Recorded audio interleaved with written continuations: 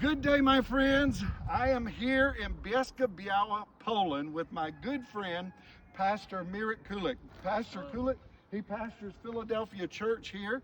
And Mirek and I first met in 1992 in Moscow, Russia, where I was a teacher and he was a student.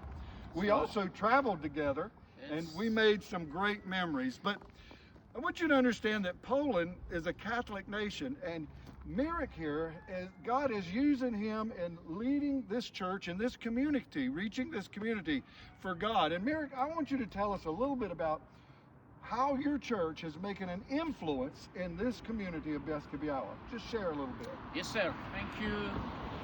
Good morning or good afternoon here in Poland, everybody. Well, before I tell you about the church, let me tell you one thing I believe is important. This is also church when I get saved. Okay. You know, in 1990, I come here on my motorcycle, just to see what this kind of different believers doing. You know, before I know only Catholic church, and this is when I heard about Jesus. This is where I get saved. Except that time, that was very little building, much smaller church, and in different location. But anyway, this is also my home church. What we're doing, actually, we have a whole little book about our ministries that we're doing. The most important is, of course, the preaching the word of God, preaching the gospel. We work in prison, we work with homeless people, with alcoholic. We have a special spiritual advisor who help the alcoholic, who help people with all kind of problem, like some people have a problem with some worse things than alcohol. So this is our main ministries. Also we have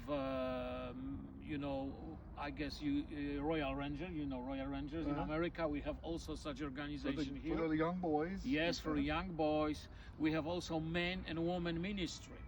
So it's actually 17 different ministries that we all together are doing here in this town. But one thing I notice about your church, it's a compassionate church. You're reaching people that are hurting in the community, and I think that's what Jesus expects us to do, is reaching out to the hurting.